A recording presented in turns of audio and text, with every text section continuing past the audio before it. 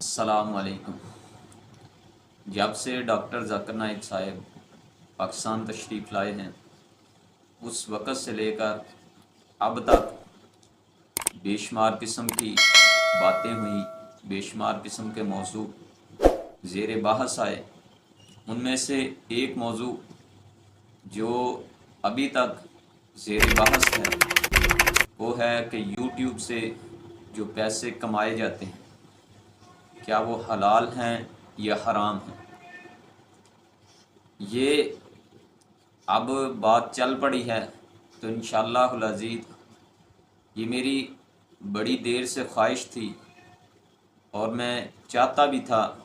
صرف یوٹیوب نہیں بلکہ انٹرنیٹ پر جتنے بھی روزگار کمانے کے مواقع ہیں وہ کنٹینٹ کریٹ کر کے، فری لانسنگ کر کے، ای کامرس کر کے، ٹریڈنگ کر کے یا ایفلیٹ مارکیٹنگ کر کے، ڈیجیٹل مارکیٹنگ کر کے، وہ کوئی بھی طریقہ ہو سکتا ہے۔ یہ تمام کے تمام جو مواقع ہیں میں ان پر بات کروں اور یہ موضوعات شیئر کروں، یہ ایک لمبا چوڑا موضوع ہے، اور اگر اسے بندہ مختصر کرنا چاہے تو اسلام ایک جامع مذہب ہے اور بندہ اصولی طور پر 5-7 منٹ میں یہ تمام چیزوں کو اصولوں پر پرکھ کر بندہ سامنے رکھ دیتا ہے کہ ان سے پیسے کمانا کیسے۔ لیکن یہ موضوع ایسا ہے اگر ہم صرف اصولوں پر اکتفا کرتے ہیں تو لوگوں کو سمجھ نہیں آئے، اس لیے میں چاہوں گا کہ یہ جتنے بھی موضوعات ہیں، اور یہ ایک لمبا چوڑا چیپٹر ہے، میں انشاءاللہ العزیز یہ پورا چیپٹر سٹیپ بائی سٹیپ اسے کور کرنے کی کوشش کروں گا، اور میری یہ خواہش ہے کہ اگر مجھ سے کوئی چیز رہ جائے، کیونکہ یہ ایک لمبا چوڑا چیپٹر ہے اور انٹرنیٹ کی دنیا بہت زیادہ وسیع ہے اور اس میں بے شمار ایسے مواقع ہیں جو میں نہیں جانتا، اگر مجھ سے کوئی چیز رہ جائے تو آپ میری رہنمائی کیجئے، مجھے بتلائیے، انشاءاللہ میں اس پر بات کروں گا اور میں آپ کو بتاؤں گا، آپ کی رہنمائی کرنے کی کوشش کروں گا۔ اسلام ایک عالمگیر مذہب ہے اور یہ قیامت تک آنے والے انسانوں کے لیے اس میں رہنمائی ہے۔ یہ اللہ کے رسول صلی اللہ علیہ وآلہ وسلم کا دین یہ ایک عالمگیر دین ہے، اور آج ہمارے معاشرے میں یہ جو حلال و حرام کی تمیز ہے یہ ختم ہو گئی ہے۔ آج ٹک ٹاک لائیو، ٹک ٹاک، بیگو لائیو، بے شمار ایسی قسم کی ایپس ہیں جن پر ننگ دھڑنگ اور ایسا کنٹینٹ مواد نشر کیا جا رہا ہے جس سے حرام تو آتا ہی ہے لیکن معاشرے میں فساد، فتنہ پھیل رہے ہیں، اور اس پر بات کرنا ضروری بھی ہے۔ اس لیے اللہ کے رسول صلی اللہ علیہ وآلہ وسلم ایک مسلمان، ایک مومن کے لیے حلال کمانا اور کھانا کتنا ضروری ہے، آپ صلی اللہ علیہ وسلم نے فرمایا اس بندے کے بارے میں، غالباً مسلم شریف کی روایت ہے، آپ فرماتے ہیں کہ ایک بندہ محنت کرتا ہے، کوشش کرتا ہے، پیسہ لگاتا ہے، وقت لگاتا ہے، اور وہ بیت اللہ میں جاتا ہے، اللہ کے گھر میں جاتا ہے اور وہاں جا کر اللہ سے رو رو کر دعائیں کرتا ہے، اور اللہ کیا فرماتے ہیں، مطعمہ حرام و مشربہ حرام و ملبسہ حرام، اس بندے کا کھانا پینا پہننا پوری کی پوری ساری کی ساری غذا اس کی حرام ہے، یہ جسم، یہ ڈھانچہ حرام پر پوری کی پوری عمارت یہ کھڑی ہے، انا یستجاب لہ، میں اس بندے کی دعا کیسے قبول کروں۔ یہ حلال و حرام کی تمیز اللہ کے رسول صلی اللہ علیہ وآلہ وسلم نے فرمایا تھا، الحلال بین والحرام بین، فبینہما المشتبہات،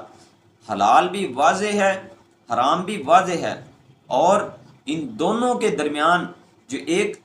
چیز ہے وہ المشتبہات ہے۔ اور آپ نے فرمایا فمن وقع فی الشبہات، جو بندہ شبہات میں واقع ہو گیا، وقع فی الحرام، وہ بندہ حرام میں واقع ہو گیا، اور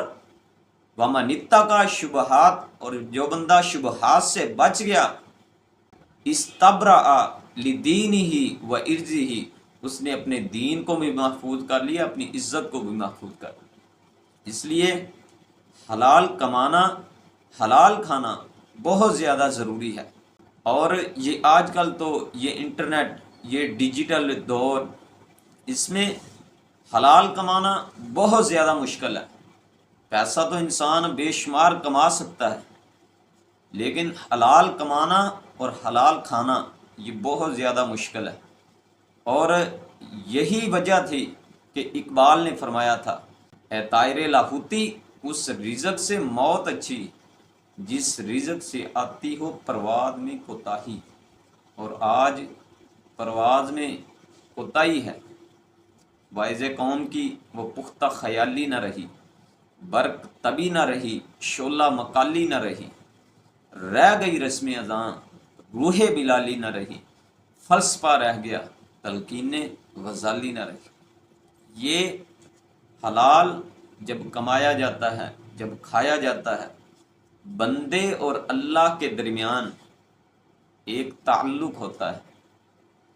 پھر جب یہ تعلق ٹوٹ جاتا ہے، پھر آج مسلمانوں کی حالت سامنے ہے۔ اس لیے میری یہ خواہش ہے کہ میں اس موضوع پر بات کروں اور بڑی تفصیل کے ساتھ کروں، اور میں اس ایک ایک سٹیپ کو لے کر چلوں، اور ایک ایک چیز کو واضح کروں اور بتاؤں کہ یہ چیز کس طرح ہے، اس کا حکم کیا ہے، یہ حلال ہے، یہ حرام ہے۔ یہ یوٹیوب، یہ ٹک ٹاک، یہ انسٹاگرام، یہ فیس بک، یہ دیگر مواقع، یہ کنٹینٹ کس طرح کا کنٹینٹ بنانا چاہیے، کیسا کنٹینٹ اسلام میں جائز ہے،